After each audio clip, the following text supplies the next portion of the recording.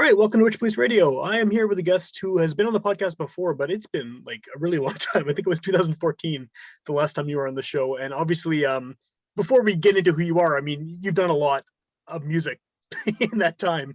So I think the best for way a to long time. yeah, yeah. I Was it think the really best way, 14?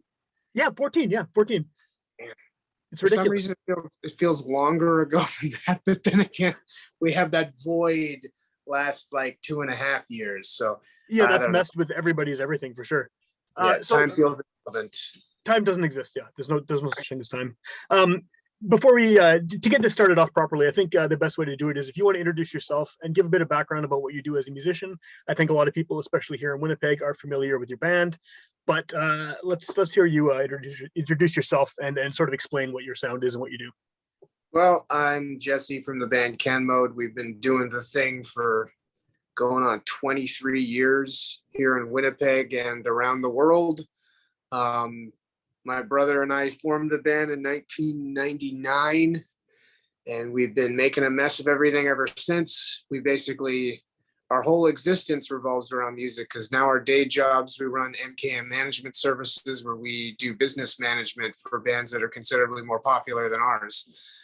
Grant writing, accounting, all that fun, boring stuff that you can actually do if you're not cool. And we've always lost money doing the things that you're supposed to be cool to make money for, and now we're finally using our uncoolness to our advantage. Right on. That's awesome. I'm glad you managed to turn it into an actual day job as well, because I mean, it's one thing to be in a band for 20 years, but to be able to have the band and then your straight gig, your real world gig, if you want to call it that, also being music related is pretty awesome. Yeah, and like the funny thing is at this point, like the band, it's not that the band's not a job too. Like we very much did it as a full-time job for 5-6 years. Yeah. From like 2010 through the end of 2015, but it's not a very good living. And I don't like sleeping on people's floors. I like to be able to pay rent or maybe even buy a house one day, which anyway, we don't need to talk about the housing market right now, but no, yeah, I don't. it was essentially, I mean, it's kind of a long game that I was playing since I first went to university back, probably would have been like 2000, 2001 when I switched from the sciences over to commerce because I realized I wouldn't be able to make a living in the sciences because I didn't really love it. And music was always going to ruin my life. And I knew I could never make money doing what I like to play because, well, if anyone's familiar with my band, you know what it sounds like. Yeah. That's not exactly a house buyer there. So, yeah, I got a business degree. My brother got his chartered accountant designation, and we used that for good instead of evil. That's awesome.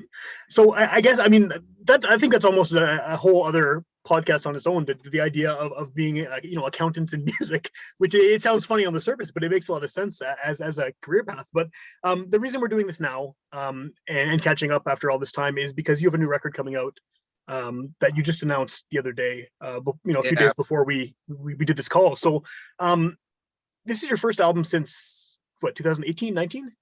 Yeah, 18, which I guess we wrote in like 2016, 17. But yeah, I mean, we were going to try to start writing earlier than that, but then obviously the pandemic started like March 2020. Yeah. We'd begun writing probably near the end of 2019, and I basically threw all that material out. Okay. Lost my mind, threw everything out, started from scratch alone. And that's kind of where we've come to now. We wrote and recorded 2 albums last fall. And part of the reason it became that is we're trying to bring our producer, Andrew Schneider, who lives in New York, up here. And we just couldn't until the latter half of last year. So, yeah, we kind of, all along, we decided we were going to try to record everything that we had. And it just became so much that we had to make the call. Like, we're not the kind of band that like a big deluxe 2 like double record arc would really work. I don't see people buying that. We're a bit much for like, I don't know, if you listen to it for 75 minutes straight. So we figured we'd try to make two like distinct statements out of it that also fit together as one statement. So that's what we've come to. We have the Null album coming out September 23rd now on Artifact Records. And then the follow-up is the second part of that, which you've already recorded at the same time? Oh, it is, yeah. And it's done. The artwork's all done. Yeah, I mean, it was all done by the same people, same time, basically as one record. Other than it will look different and it will sound different, because for the most part, they were kind of written in the two different periods. Much of the Null record, with the exception of the last track, Unresponsive, much of it was written more in 2020. And then as we started being able to get together more, we wrote more as a band. So a lot of the material on the Null record, I wrote on my own. Okay.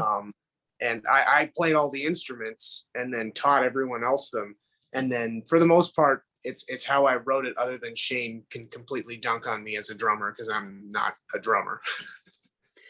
Is that very different from how you usually write? Is it usually a lot more collaborative? It has been the last many, many years. It's been a lot more collaborative. That was the one thing the only positive thing that came of the pandemic for me is I taught myself to finally learn how to record stuff on a computer. I kind of flirted with it back in 2007, but it's a completely different world for that sort of stuff now. Like computers are all way more powerful. All the tools to record yourself are way easier to learn, and a lot of the gear is a lot cheaper. I invested in kind of, I'd say meager, like some opening, like just beginner stuff. And then I quickly started to buy a little bit better equipment. But for the most part, like I don't have delusions of grandeur. I'm not going to try and replace some of the people that like we work with when we go to the studio, because that's one of the things I really get a kick out of is being able to hire some of the best people in the world and bring them up to Winnipeg and record. Well, and you have done that, repeatedly. Yeah, quite literally. Like it's, and I mean, part of that is the benefit of living in a place like Winnipeg, where we have programs like Manitoba Film and Music, where they do, I mean, for a band like us who has the accolades that we have and the know-how to write the grants for them, they've been very kind to us for basically since we won that Juno. Mm-hmm. We've been getting our albums supported by them, so we end up making records that we probably shouldn't make on our own.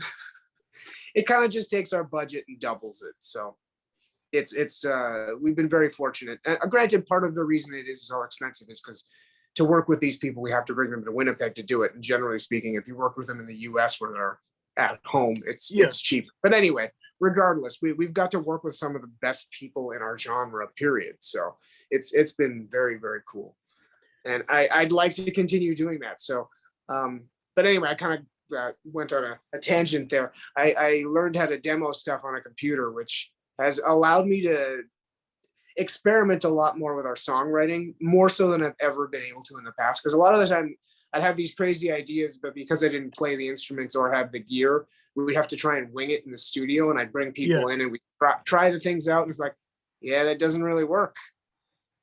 And especially with a band that like plays the way we do and has the type of tones that we do, it's not always easy to fit other instruments in there. You have to like spend a lot of time crafting a place for another instrument, especially since we've been a three-piece since 1999. Like I don't usually leave space for other things. So, well, that was kind of my next question too, is that now you're a four-piece. And I mean, that's an extension of the previous record too, is having the sax on there, which I think was like one of the strongest parts of that album. And it really stood out a lot on those songs on Unloved. So it's cool to hear that this is now expanded and she's a permanent member. The funny thing about all that is the saxophone, we were encouraged not to really stress it too much by the label we were on at the time, because within the heavy metal genre, it's a very divisive instrument where people who are either into stuff like jazz really enjoy that being mixed in, or they absolutely fucking hate it. Yeah. And so as a result, we just didn't really showcase it on any of the singles that we had. And I think people didn't really realize there was an evolution going on unless you actually spent time to listen to the records. Because all my favorite tracks on that record are the ones with the saxophone on it. Sure, yeah, it's really, really noticeable. Like it comes out super strong on those songs. Yeah, and the tricky thing about only having 3 songs with her on it is it doesn't really warrant bringing her on tour, paying for a whole other person. So with this record, I started getting really into Moog synthesizers and bought a few of them, and then started mixing in piano more because I had the ability to in the demoing process. And all along when I started messing with all that, like, if you're going to do it, you should do it live, not just rely on samples. And that, kind of the long game there was I wanted to have Catherine doing all of that. And we wanted more saxophone. So there's more saxophone on this record. There's more saxophone on the next record. There's piano, there's synth, there's all kinds of stuff. And her job is going to be miserable live.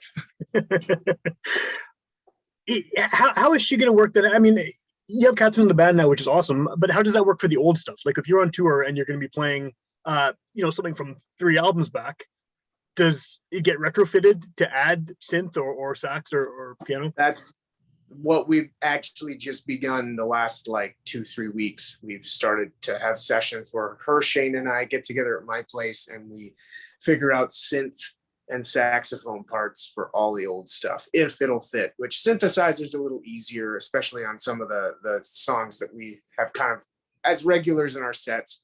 We've right now, what do we have? We have like 14 or 15 songs that we intend on playing on the road. And I think we've got 8 or 9 that we've written all the like parts for. So she's doing something on every song.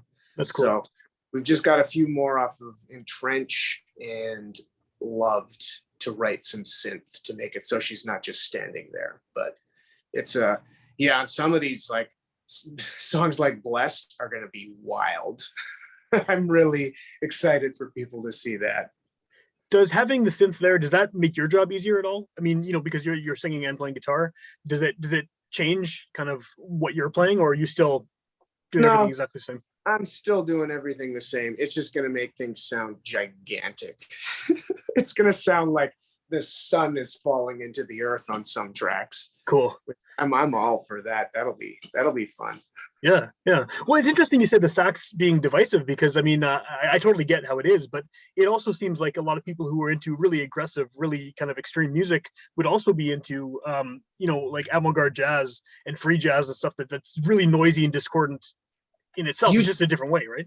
You'd think so. Yeah, like I've been telling people, I think the saxophone is one of the most violent instruments there is on the planet. Sure. Like it inherently, the way it punctuates and the way it especially can punctuate over extreme music, it is a wild instrument.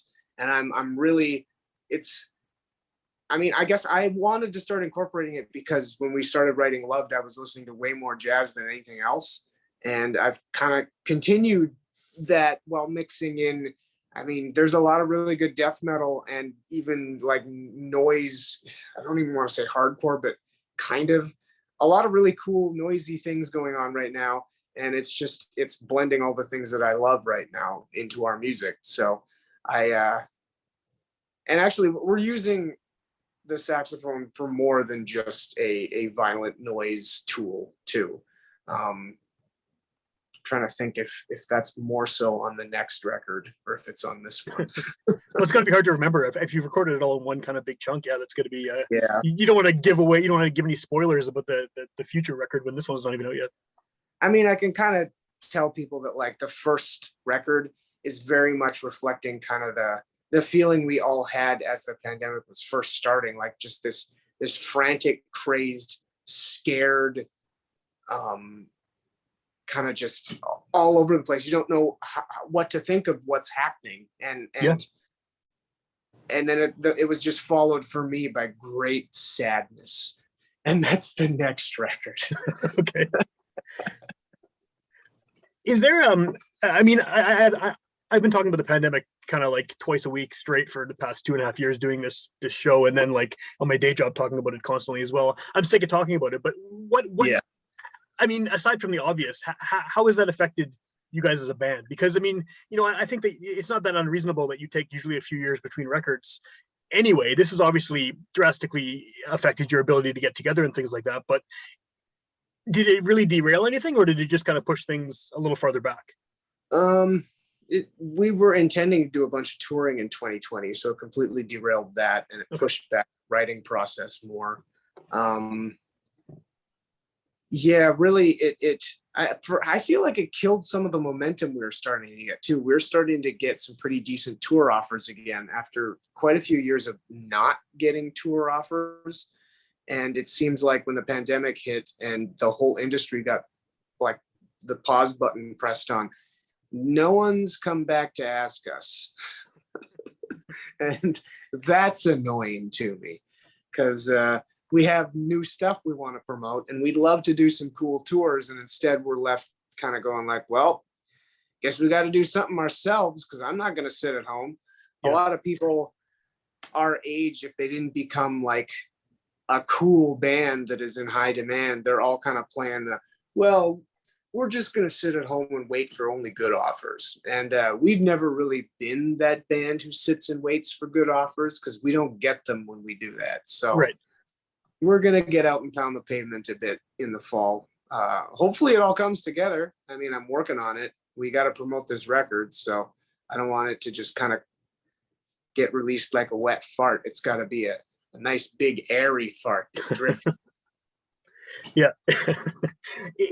What you just mentioned too about, people our age, are you still as excited about doing this as you were 20 years ago? Because I mean, the first time I would have seen you live would have been 98, 99 or whenever you got started. And I mean, is that kind of, are you still as pumped about playing a show, or is it even more maybe at this point? Like, has it changed at all?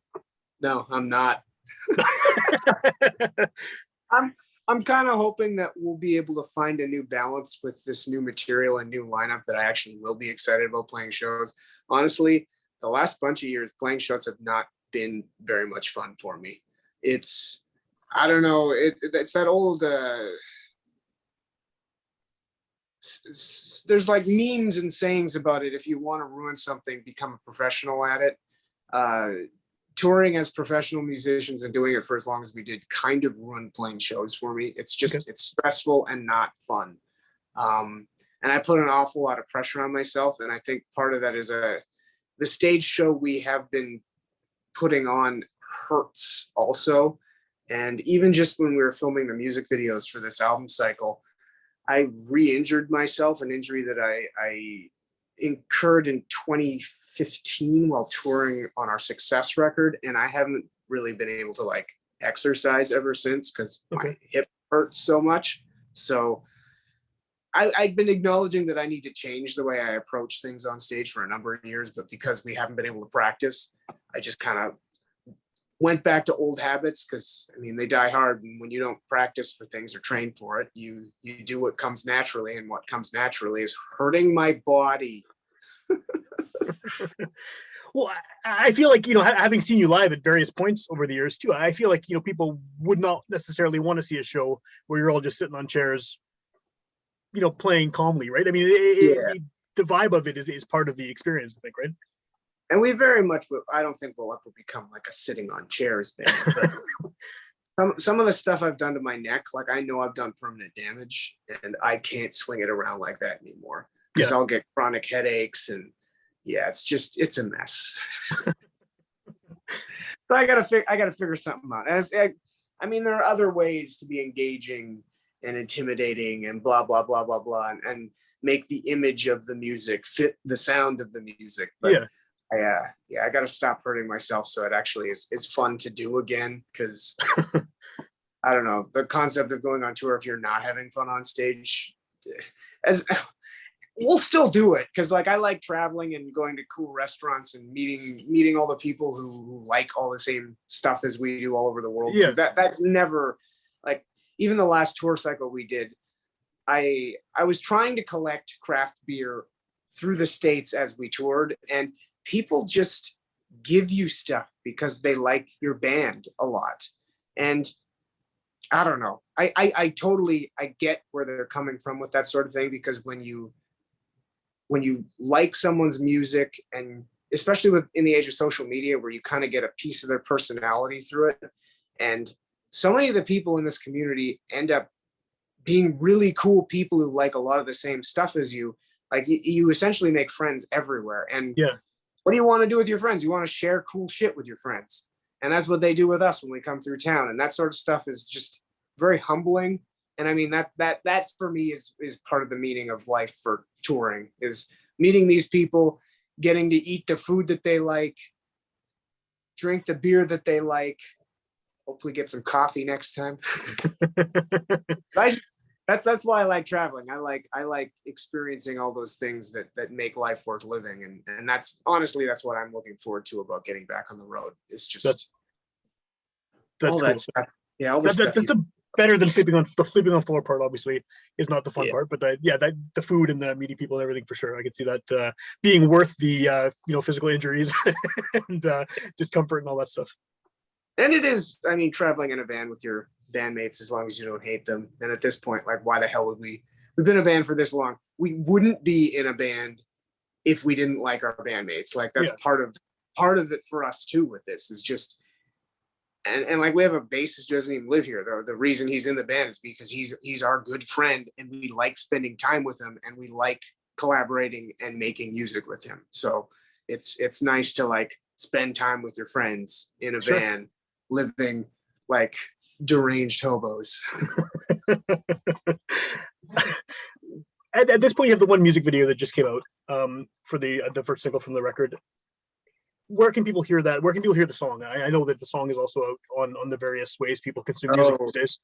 The song's everywhere. YouTube, Spotify, Apple Music, all the streaming things. The single is out. The video you can check out on YouTube. Where else? I guess Facebook, Apple Music, blah, blah, blah, blah, blah. All the ways everyone consumes music these days, it's available. The vinyl and CDs are available for pre-order. We've got T-shirt designs, our artwork guru Randy Ortiz, who we've been working with for many years, also from Winnipeg. Yeah, we collaborated on a print of the album art with him for this one that I don't think a lot of people realize is even for sale, because we kind of packaged it as part of the whole pre-order thing through our site. But that's available, and that looks so menacing. Yeah, it's nice to finally get this stuff out, particularly because like we submitted the music and the artwork back in January. Because that seems like a lifetime ago. Yeah, the vinyl situation in the world is so bad that it's been sitting since January, and we've just been kind of like, granted there was things to do, like we had to film music videos, and now it's editing music videos, but like, when you finish this piece of art, you can't have anyone hear it for like 9 months. Yeah. That was part of my dilemma when, because it was, what was it? We booked Andrew Schneider to come up to record everything last fall. And originally it was supposed to happen in the summer, but the borders hadn't opened up, and we had to make the call as to when we were going to fly him up. We made the decision that we had to figure it out by May, and last May we were all in lockdown here still. So we basically went like, yeah, this isn't going to happen. It's not going to work by the summer. And I know like Canada didn't even allow people to come up from the US until sometime in July anyway. So couldn't have worked out. So it got moved. And when it got moved, then I was predicting there was going to be another swell of a new variant in the fall. And if it didn't happen, we were going to have to completely change the plan, because I wasn't going to wait till 2022 to record this stuff, because writing songs in 2020 and waiting 2 years to record it, like the stuff's going to feel meaningless to me then. So totally, we were faced with that, like, well, we're going to have to pivot if this doesn't happen. Thankfully it happened, and then the next variant outbreak happened. So, which you snuck it in there right when there was that period. Yeah. I feel really bad because our recording engineer and producer, Andrew Schneider, like, he's from New York, so he caught it in January 2021. And then when he got back home from recording us, he caught it again. Like, that was when Omicron hit New York. Yeah. It's just like, and that was at the time when nobody believed you could actually get it twice. And there were certain conspiracy theorist doctors saying, like, you can't get it twice. And then everyone started getting it twice. Just like, fuck. Of course it's this way. Yeah, of course. Yeah. Well, I mean, hopefully this eternal waking nightmare that everyone's been going through is going to be ending soonish. I don't know, but I mean, we could get a Yeah, new variant tomorrow, and then it goes back to lockdown. But you are going to be going on tour, presumably, to promote this presumably. record. Where can Yeah. people find out tour dates and things like that? What's the best way to sort of keep in touch with where you're going to be and what you're doing? Generally speaking, like we use all those music databases, Bands in Town and Songkick.